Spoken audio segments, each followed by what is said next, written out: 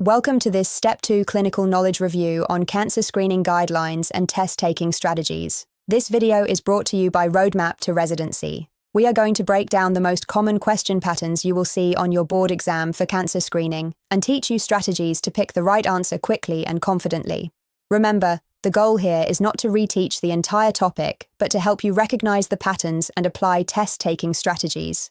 Make sure you have reviewed the preventive medicine and oncology sections of first aid and your question bank before or alongside this video. In this video, we will cover three main objectives.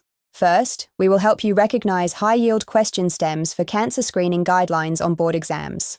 Second, we will apply test-taking strategies for breast, cervical, colorectal, lung, prostate, and skin cancer screening questions. Third, we will master the next best step question format for age-appropriate screening and follow-up of abnormal results. Before we dive in, make sure you have reviewed first aid, your question bank, and Pathoma for foundational content. This video focuses on how to apply that knowledge strategically on exam day. Let us start with Strategy 1, the age-based screening split. This is one of the most important frameworks for cancer screening questions. On the left, we have breast cancer screening. Mammography is the gold standard for breast cancer screening. Average-risk women begin screening at age 40 with annual or biennial mammography. High-risk patients with known genetic mutations or strong family history may start earlier with breast magnetic resonance imaging. The boards love testing age cutoffs and when to add advanced imaging. On the right, we have cervical cancer screening. Cervical screening begins at age 21 with cytology alone every 3 years. At age 25, preferred screening is primary high-risk human papillomavirus testing every 5 years. Co-testing is also acceptable. Screening stops at age 65 with adequate prior negative results. The exam loves testing these age thresholds. Know these cold. Now let us move to Strategy 2, colorectal and lung cancer screening. On the left, colorectal cancer screening. Average risk screening begins at age 45.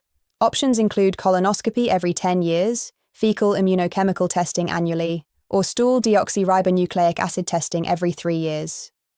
High-risk patients with family history of colorectal cancer or Lynch syndrome start screening earlier, typically at age 40 or 10 years before the youngest affected relative. On the right, lung cancer screening. Low-dose computed tomography is recommended annually for adults aged 50 to 80 who have a 20-pack-year smoking history and currently smoke or have quit within the past 15 years. The boards test these exact criteria. If the patient does not meet all three requirements, screening is not indicated. This is a favorite board question pattern. Now let us talk about high-yield stem recognition. For breast cancer screening stems, look for a woman of screening age with a new breast mass, abnormal mammogram finding, or a question about when to start screening. Pay attention to age, risk factors, and family history to determine the correct imaging modality and interval. For colorectal cancer screening stems, look for an average-risk adult at age 45 or a high-risk patient with family history asking about screening. The specific risk factor determines when to begin and which modality to choose. For lung cancer screening stems, look for an adult with significant smoking history being evaluated for cancer screening. Pay attention to pack-year history, current smoking status, and age to determine eligibility for low-dose computed tomography. Here is our first practice question on breast cancer screening.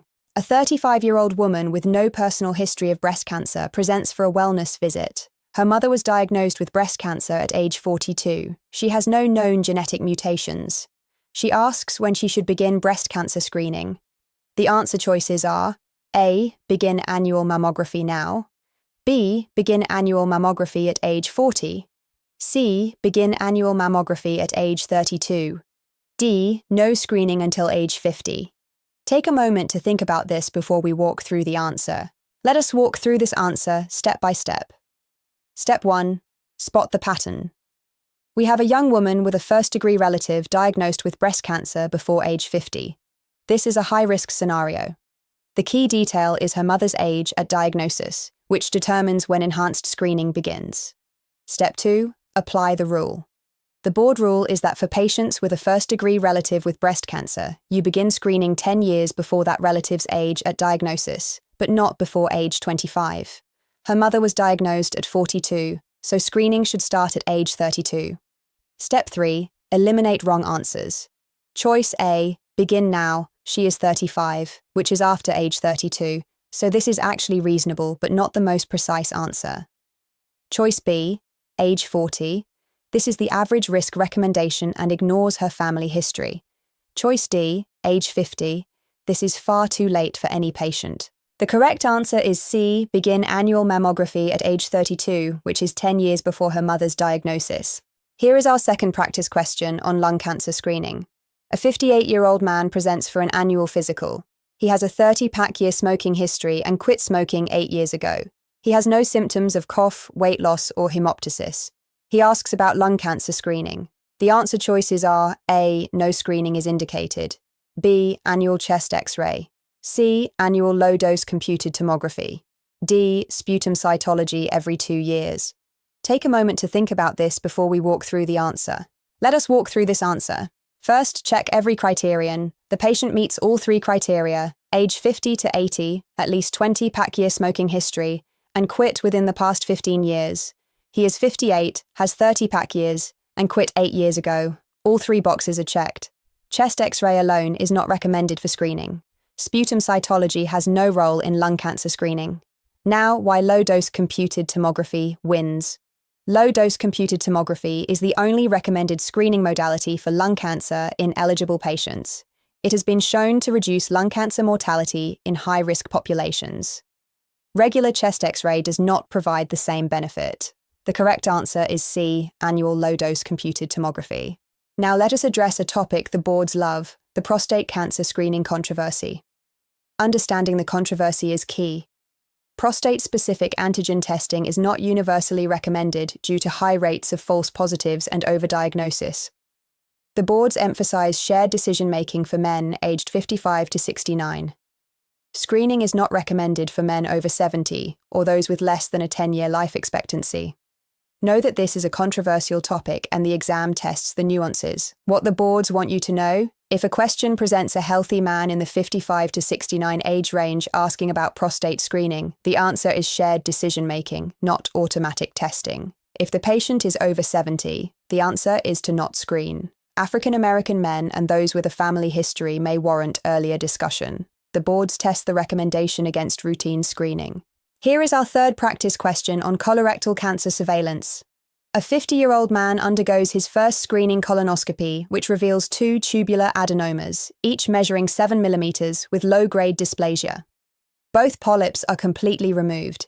He has no family history of colorectal cancer. The answer choices are A, repeat colonoscopy in 10 years, B, repeat colonoscopy in 5 to 10 years, C, repeat colonoscopy in 3 years, D, annual fecal immunochemical testing only. Take a moment to think about this before we walk through the answer. Let us walk through this answer. First, identify the risk category. 2 small tubular adenomas under 10 millimeters with low-grade dysplasia. This is a low-risk finding. The key is the number, size, type, and grade of the polyps. Tubular adenomas under 10 millimeters with low-grade dysplasia are considered low risk for future advanced neoplasia. Now, apply the surveillance rule. 10 years is the interval for a normal colonoscopy with no polyps. 3 years is for high-risk findings like advanced adenomas, which include villous features, high-grade dysplasia, or polyps 10 millimeters or larger. Annual fecal immunochemical testing is not appropriate follow-up after adenoma removal. For 1 to 2 small tubular adenomas with low-grade dysplasia, the recommended interval is 5 to 10 years. The correct answer is B, repeat colonoscopy in 5 to 10 years. Now for our test-taking pearl on skin cancer surveillance. On the left, the key concepts. There is no universal screening recommendation for skin cancer in the general population.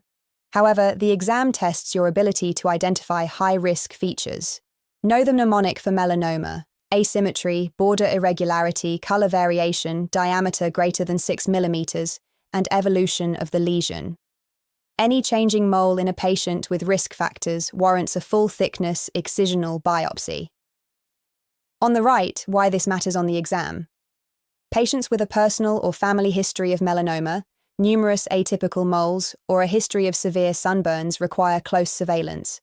Dermatologic referral is appropriate for high-risk patients. The boards may present a changing pigmented lesion and ask for the next step.